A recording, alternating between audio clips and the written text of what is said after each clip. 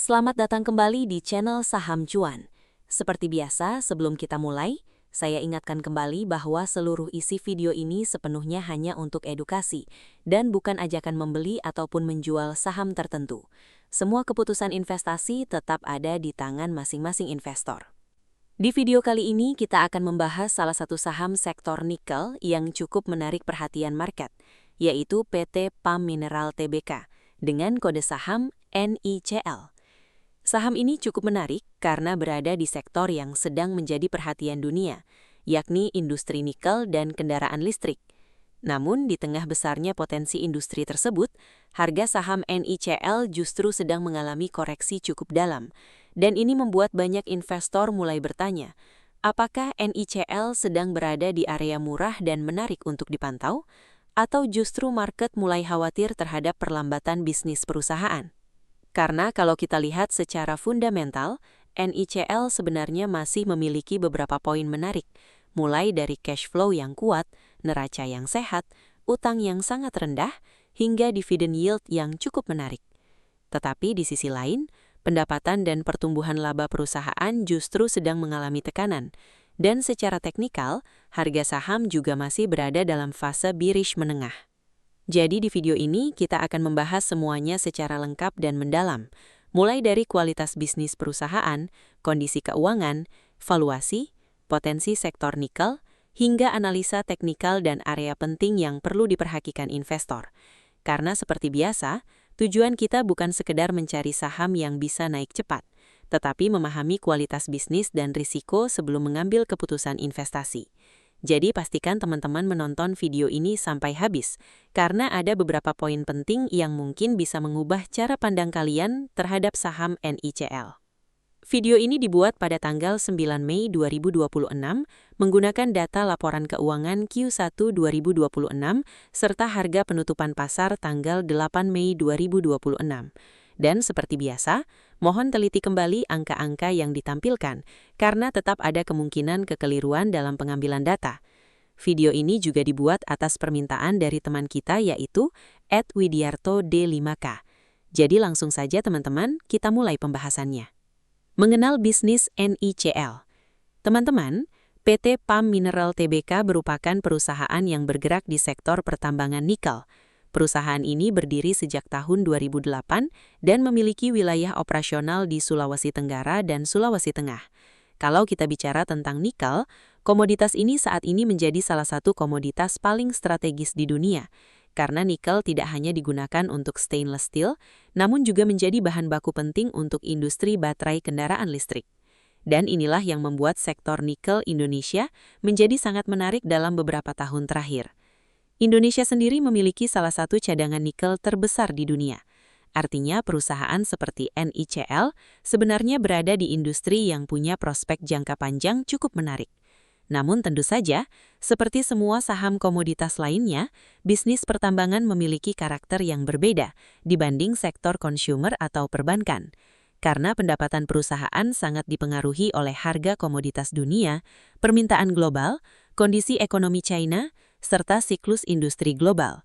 Jadi investor saham tambang harus memahami bahwa volatilitas merupakan bagian normal dari bisnis seperti ini. Ketika harga nikel naik tinggi, laba perusahaan bisa melonjak sangat besar. Tetapi ketika harga nikel turun, kinerja perusahaan juga bisa turun drastis. Dan itulah kenapa saham tambang biasanya memiliki siklus naik turun yang cukup ekstrim. Namun justru disitulah peluang besar kadang muncul. Karena investor yang mampu membaca siklus komoditas dengan baik, kadang bisa mendapatkan keuntungan yang sangat besar. Struktur pemegang saham. Sekarang kita lihat struktur kepemilikan saham NICL. Mayoritas saham perusahaan masih dikuasai oleh pengendali. PT PAM Metalindo memegang sekitar 43% saham, sementara PT Arta Perdana Investama memegang sekitar 28%. Kalau dijumlahkan, lebih dari 70% saham masih berada di tangan pengendali. Artinya kontrol terhadap perusahaan masih sangat kuat. Ini memiliki dua sisi. Positifnya, arah bisnis biasanya lebih stabil, manajemen lebih fokus jangka panjang, dan risiko perubahan arah bisnis secara mendadak relatif lebih kecil. Namun di sisi lain, free float saham menjadi lebih terbatas, dan saham dengan free float yang tidak terlalu besar biasanya memiliki volatilitas harga yang lebih tinggi. Tetapi menariknya, free float NICL masih sekitar 27%, artinya saham masih cukup liquid untuk diperdagangkan. Selain itu, jumlah investor NICL sempat melonjak drastis, menjadi lebih dari 16.000 investor. Ini menunjukkan bahwa saham NICL sempat menjadi perhatian market. Biasanya kondisi seperti ini terjadi ketika harga saham bergerak aktif, sektor sedang ramai, atau ada ekspektasi besar terhadap industri. Dan memang sektor nikel dalam beberapa tahun terakhir menjadi salah satu sektor favorit market Indonesia, karena berkaitan langsung dengan tren kendaraan listrik global. Analisa pendapatan. Teman-teman, revenue atau pendapatan NICL secara trailing 12 month mencapai sekitar 1,22 triliun rupiah. Namun ada hal yang perlu diperhatikan. Revenue year on year justru turun sekitar 45%. Ini penurunan yang cukup besar. Artinya bisnis perusahaan sedang mengalami perlambatan. Dan ini kemungkinan besar dipengaruhi oleh penurunan harga nikel, penurunan permintaan, atau normalisasi harga komoditas setelah booming sebelumnya. Teman-teman harus memahami, bisnis tambang memang sangat siklikal. Ketika harga komoditas naik tinggi, pendapatan perusahaan bisa meningkat sangat cepat. Tetapi ketika harga komoditas turun, pendapatan juga bisa langsung tertekan. Dan itulah yang saat ini kemungkinan besar sedang terjadi pada NICL. Namun meskipun revenue turun cukup besar, perusahaan ternyata masih mampu menghasilkan laba bersih yang cukup tinggi. Ini menarik, karena artinya perusahaan masih memiliki efisiensi tertentu atau struktur biaya yang cukup baik. Analisa laba dan margin. Net income trailing 12 month NICL mencapai sekitar 270 miliar rupiah, dan net profit margin bahkan mencapai 40%. Ini angka yang sangat tinggi. Untuk perusahaan tambang, margin sebesar ini sebenarnya luar biasa. Tetapi ada hal menarik lainnya. Gross margin quarter hanya sekitar 0,97%. Operating margin malah negatif, sementara net margin sangat tinggi. Artinya ada kemungkinan laba bersih perusahaan dipengaruhi oleh pendapatan non-operasional, keuntungan kurs, atau faktor akuntansi tertentu. Dan ini penting untuk dipahami investor. Karena tidak semua laba besar berarti operasional bisnis inti sangat kuat.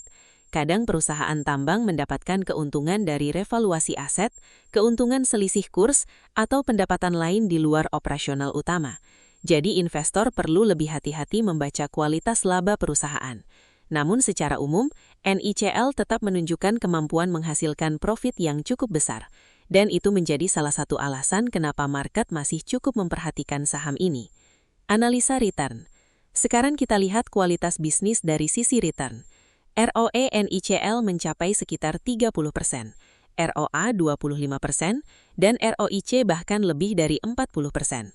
Teman-teman, ini angka return yang sangat tinggi. Artinya perusahaan mampu menghasilkan laba besar dibanding modal yang digunakan.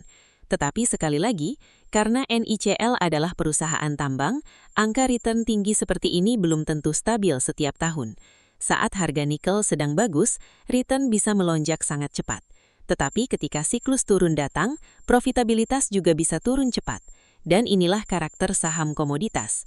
Karena itu investor harus mampu membedakan antara perusahaan bagus secara struktural dan perusahaan yang kebetulan menikmati siklus harga komoditas. Tetapi tetap saja, ROE dan ROIC setinggi ini menunjukkan bahwa perusahaan memiliki kemampuan menghasilkan keuntungan yang cukup baik. Analisa neraca. Sekarang kita lihat kondisi kesehatan keuangan perusahaan. Dan menurut saya, inilah salah satu bagian terbaik dari NICL, karena neracanya sangat sehat. Total aset perusahaan sekitar 1,06 triliun rupiah, sementara total liabilitas hanya sekitar 174 miliar rupiah. Artinya struktur modal perusahaan sangat konservatif. Dan yang paling menarik, NICL hampir tidak memiliki utang besar. Debt to equity rasio praktis sangat rendah. Ini sangat bagus, karena perusahaan tambang dengan utang rendah biasanya lebih tahan menghadapi siklus penurunan komoditas. Selain itu, current ratio mencapai sekitar 3 kali. Quick ratio bahkan lebih dari 8 kali. Artinya likuiditas perusahaan sangat kuat. Kas perusahaan juga mencapai sekitar 298 miliar rupiah, dan interest coverage sangat tinggi. artinya perusahaan tidak memiliki tekanan bunga yang berarti. Kalau kita bicara dari sudut pandang value investing, neraca seperti ini sangat menarik, karena perusahaan memiliki fleksibilitas finansial yang cukup besar. Dan perusahaan dengan neraca sehat biasanya lebih aman menghadapi kondisi market yang sulit. Sekarang kita masuk ke bagian yang sangat penting dalam analisa fundamental, yaitu cash flow. Karena laba tanpa cash flow seringkali berbahaya. Tetapi di NICL, cash flow operasional justru sangat kuat. Cash flow operasi mencapai sekitar 302 miliar rupiah. Dan free cash flow bahkan mencapai sekitar 474 miliar rupiah. Ini angka yang sangat besar. Artinya perusahaan benar-benar menghasilkan uang tunai, bukan sekedar laba di atas kertas. Dan ini penting, karena perusahaan yang mampu menghasilkan cash flow besar biasanya memiliki kualitas bisnis yang lebih baik. Selain itu, cash flow yang kuat memberi perusahaan fleksibilitas untuk membayar dividen, melakukan ekspansi, atau bertahan ketika siklus industri sedang turun. Jadi, dari sisi cash flow, NICL sebenarnya cukup menarik. Sekarang kita bahas dividen. NICL memiliki dividen yield sekitar 4,5%. Ini cukup menarik, apalagi payout rasio perusahaan mencapai lebih dari 80%. Artinya, sebagian besar laba dibagikan kepada pemegang saham. Bagi investor dividen hunter, ini tentu menjadi nilai tambah, karena investor bisa mendapatkan capital gain sekaligus cash dividen. Namun investor juga perlu berhati-hati, karena payout rasio yang terlalu tinggi kadang membuat ruang ekspansi perusahaan menjadi lebih terbatas, terutama di industri tambang yang sebenarnya membutuhkan investasi besar untuk menjaga produksi jangka panjang. Jadi pembagian dividen besar memang menarik, tetapi tetap harus diseimbangkan dengan kebutuhan investasi perusahaan. Sekarang kita masuk ke bagian favorit investor, yaitu valuasi. PE rasio NICL saat ini berada di sekitar 17 kali annualized dan 31 kali trailing. PBV mencapai sekitar 9 kali. Price to sales juga cukup tinggi. Kalau dibanding banyak saham tambang lainnya, valuasi NICL sebenarnya tidak murah, bahkan cenderung premium. Padahal revenue dan pertumbuhan laba justru sedang melambat. Dan ini menjadi salah satu resiko penting karena market tampaknya masih memberikan ekspektasi tinggi terhadap masa depan NICL. Kemungkinan besar karena prospek sektor nikel, tren kendaraan listrik, dan harapan pertumbuhan industri baterai. Tetapi, kalau pertumbuhan laba terus melambat, valuasi premium seperti ini bisa menjadi tekanan karena market biasanya tidak suka perusahaan mahal dengan pertumbuhan yang melambat. Jadi investor harus memperhatikan apakah penurunan kinerja ini hanya sementara atau justru awal dari perlambatan jangka panjang. Sekarang kita lihat pergerakan harga saham NICL. Secara price performance, saham ini sebenarnya sedang mengalami koreksi cukup dalam. Year to date turun lebih dari 34%. 3 bulan terakhir turun hampir 30%. Dan harga saat ini jauh dari area high 52 minggu. Artinya market sedang melakukan repricing terhadap saham ini. Kemungkinan karena harga nikel dunia melemah, pertumbuhan laba melambat, ataupun market mulai menyesuaikan valuasi. Namun justru di saham komoditas, fase koreksi seperti ini sering menjadi area yang menarik untuk diperhatikan. Karena saham komoditas biasanya bergerak mengikuti siklus, dan ketika siklus membaik kembali, harga saham bisa rebound sangat cepat. Tetapi tentu saja, membeli saham komoditas membutuhkan timing yang cukup penting. Karena salah timing, investor bisa terjebak cukup lama. Mari kita simpulkan kelebihan utama NICL. Pertama, neraca perusahaan sangat sehat. Kedua, utang perusahaan sangat rendah. Ketiga, cash flow sangat kuat. Keempat, ROE dan ROIC tinggi. Kelima, dividen yield cukup menarik. Dan keenam, NICL berada di sektor nikel yang masih memiliki prospek jangka panjang cukup besar. Jadi secara kualitas neraca dan cash flow, NICL sebenarnya cukup menarik. Namun tentu saja, setiap saham selalu memiliki resiko. Dan untuk NICL, ada beberapa resiko penting yang perlu diperhatikan. Pertama, revenue dan EPS sedang turun cukup tajam. Kedua, bisnis sangat cyclical. Ketiga, sangat bergantung pada harga nikel dunia. Keempat, valuasi saham masih cukup premium. Kelima, margin operasional terlihat kurang stabil. Dan keenam, volatilitas saham komoditas sangat tinggi. Karena itu, saham seperti NICL sebenarnya lebih cocok untuk investor yang memahami karakter saham tambang, siap menghadapi volatilitas, dan mampu membaca siklus komoditas. Jadi, bagaimana kesimpulan saham NICL? Menurut saya, NICL adalah perusahaan tambang nikel dengan kondisi neraca yang sangat sehat dan cash flow yang kuat. Perusahaan juga hampir tidak memiliki utang besar, dan ini menjadi keunggulan penting di sektor komoditas. Namun tantangan utamanya saat ini adalah perlambatan pertumbuhan, penurunan revenue, dan valuasi yang masih cukup premium. Artinya market masih memiliki ekspektasi tinggi terhadap masa depan perusahaan. Kalau harga nikel kembali naik dan permintaan global membaik, NICL berpotensi kembali menarik perhatian market. Tetapi jika siklus komoditas melemah lebih lama, maka tekanan terhadap kinerja perusahaan juga bisa berlanjut.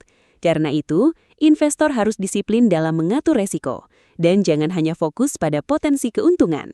Karena di saham komoditas, siklus adalah segalanya.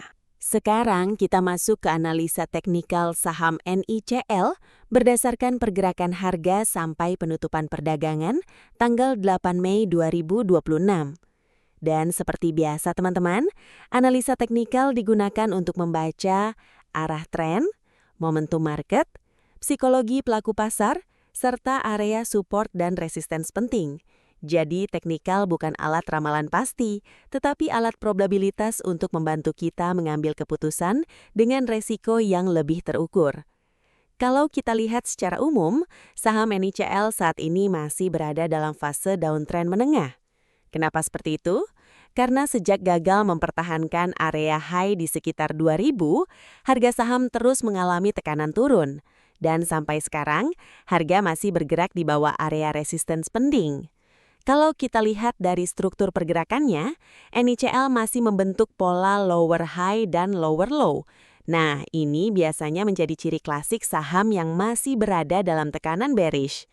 Namun menariknya, setelah mengalami koreksi cukup dalam lebih dari 30% secara year to date, tekanan jual mulai terlihat melemah. Artinya, momentum bearish besar kemungkinan mulai berkurang. Dan biasanya fase seperti ini cukup penting, karena market sedang mencoba menentukan apakah saham akan mulai membentuk base baru atau justru melanjutkan penurunan. Sekarang kita bahas area support dan resistance penting. Untuk support terdekat, area pertama yang perlu diperhatikan berada di kisaran 780 sampai 800. Ini area psikologis penting, karena menjadi area low sebelumnya dan beberapa kali menjadi titik pantulan harga. Selama support ini masih mampu bertahan, peluang technical rebound masih cukup terbuka. Namun kalau area ini sampai ditembus, maka resiko tekanan jual lanjutan akan semakin besar, karena market bisa mulai kehilangan kepercayaan terhadap momentum saham ini. Sekarang kita lihat area resistance. Resistance pertama berada di kisaran 900 sampai 950, dan ini menjadi area yang cukup penting, karena beberapa kali harga gagal breakout di area tersebut. Kalau nanti harga mampu breakout area 950, disertai volume transaksi yang kuat, maka peluang rebound menuju area berikutnya akan semakin besar. Kemudian resistance menengah berada di area 1100 sampai 1200, dan resistance mayor berada di area 1500 hingga 2000. Area tersebut merupakan zona distribusi besar sebelumnya, jadi kemungkinan akan menjadi area tekanan jual cukup kuat apabila harga kembali naik ke sana. Kalau kita lihat dari sisi volume transaksi, NICL sebenarnya termasuk saham yang cukup aktif diperdagangkan, terutama ketika sektor nikel sedang ramai diperhatikan market. Namun belakangan ini, volume transaksi mulai mengalami penurunan dibanding fase bullish sebelumnya. Ini menunjukkan euforia market mulai meredah. Tetapi ada satu hal menarik. Saat harga mengalami koreksi cukup dalam, tekanan jual besar justru mulai berkurang. Dan ini bisa menjadi tanda awal bahwa tekanan seller mulai melemah. Artinya, market mulai mencari area keseimbangan harga baru. Apalagi saham komoditas seperti NICL sangat dipengaruhi sentimen global. Kalau nanti harga nikel dunia mulai rebound, maka volume transaksi NICL juga berpotensi kembali meningkat. Sekarang kita lihat dari sisi momentum. Secara momentum, NICL memang masih belum menunjukkan sinyal bullish kuat. Namun beberapa indikator mulai menunjukkan kondisi oversold dibanding beberapa bulan sebelumnya. Artinya, tekanan jual ekstrim mulai berkurang. Dan biasanya saham yang sudah terlalu lama turun akan mulai mengalami technical rebound, relief rally, atau fase sideways sebelum menentukan arah tren berikutnya. Tetapi investor tetap harus berhati-hati, karena selama tren utama masih bearish, kenaikan jangka pendek tetap berisiko hanya menjadi rebound sementara. Sekarang kita bahas skenario bullish. Skenario bullish NICL akan mulai menarik apabila harga mampu bertahan di atas support 800 dan breakout resistance 950, terutama jika breakout tersebut didukung volume transaksi yang meningkat signifikan. Kalau itu terjadi, potensi kenaikan berikutnya bisa menuju area 1100, kemudian 1250, bahkan kembali menguji area 1500. Karena saham komoditas biasanya bergerak cukup agresif ketika siklus mulai berbalik naik. Apalagi NICL memiliki free float yang cukup aktif diperdagangkan. Namun tentu resiko bearish tetap harus diperhatikan. Kalau support area 780 sampai 800 gagal dipertahankan, maka tekanan jual bisa kembali meningkat. Dan karena saham komoditas sangat sensitif terhadap sentimen global, penurunan harga nikel dunia bisa langsung memicu panic selling. Kalau breakdown besar terjadi, market kemungkinan akan mencari support baru yang lebih rendah. Dan ini tentu meningkatkan risiko jangka pendek. Menariknya, teman-teman, secara fundamental, NICL sebenarnya masih memiliki neraca dan cash flow yang cukup kuat. Tetapi, market tampaknya mulai khawatir terhadap perlambatan pertumbuhan laba, penurunan revenue, dan pelemahan harga nikel global. Inilah alasan kenapa harga saham NICL terus mengalami koreksi. Jadi saat ini market masih berada dalam fase wait and see. Investor sedang menunggu apakah pelemahan ini hanya sementara atau justru awal perlambatan yang lebih panjang. Dan secara teknikal, fase seperti ini biasanya menjadi area penting pembentukan tren baru. Jadi teman-teman, kalau kita gabungkan antara analisa fundamental dan teknikalnya, NICL sebenarnya adalah saham yang cukup menarik, tetapi juga memiliki resiko yang tidak kecil. Dari sisi fundamental, perusahaan memiliki beberapa keunggulan penting, mulai dari neraca yang sangat sehat, utang yang rendah, cash flow yang kuat, hingga profitabilitas yang masih cukup tinggi. Selain itu, NICL juga berada di sektor nikel yang masih memiliki prospek jangka panjang besar, terutama karena tren kendaraan listrik dunia. Namun di sisi lain, kita juga melihat adanya perlambatan pertumbuhan. Revenue turun cukup dalam, pertumbuhan laba mulai melambat, dan valuasi sahamnya masih tergolong premium dibanding beberapa saham tambang yang lainnya. Sementara dari sisi teknikal, harga saham masih berada dalam tren bearish menengah. Tetapi menariknya, tekanan jual mulai terlihat melemah setelah koreksi besar beberapa bulan terakhir. Area penting yang perlu diperhatikan ada di area support 800 dan resisten 950. Kalau breakout besar berhasil terjadi, NICL berpotensi memasuki fase technical rebound yang lebih kuat. Tetapi, selama harga masih berada di bawah resisten utama, maka resiko volatilitas dan tekanan jual masih tetap tinggi. Karena itu, NICL mungkin lebih cocok untuk investor yang memahami karakter saham komoditas, siap menghadapi fluktuasi harga, dan mampu membaca siklis industri nikel. Karena di saham komoditas, timing seringkali sama pentingnya dengan fundamental perusahaan itu sendiri. Sekarang saya ingin tahu pendapat teman-teman. Menurut kalian, NICL sedang berada di area menarik sebelum siklus nikel kembali naik, atau justru market terlalu mahal menghargai saham ini? Silakan tulis pendapat kalian di kolom komentar. Dan jangan lupa like, subscribe, serta aktifkan lonceng notifikasi agar tidak ketinggalan analisa saham menarik lainnya hanya di channel Saham Cuan.